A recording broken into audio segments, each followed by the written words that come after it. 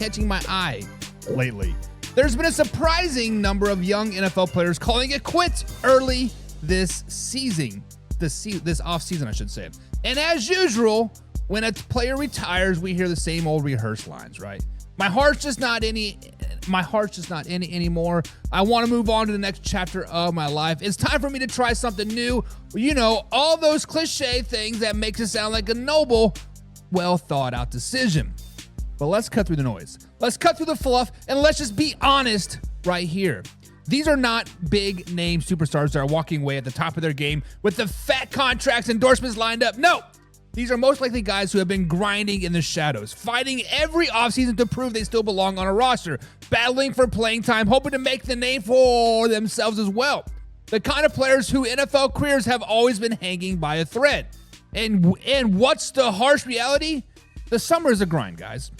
The summer grind of the NFL season is absolutely brutal, especially for these guys. Those long, sweaty workouts under the blazing sun, the intense, often thankless avoiding a grind of the OTAs and the mini camps, and where every rep counts.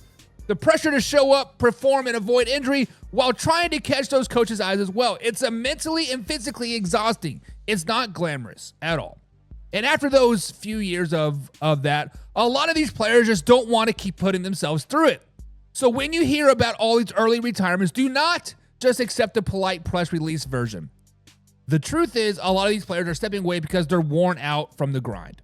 They're tired of living week to week on practice squads, consistently fighting for a spot that they're never fully guaranteed.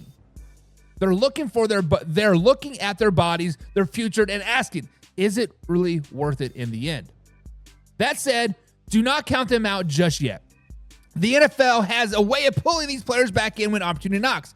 Injuries happen, teams need depth, and when the regular season roll around in September, some of these retired players will dust themselves off, sign a new contract, and get back to chasing the dreams.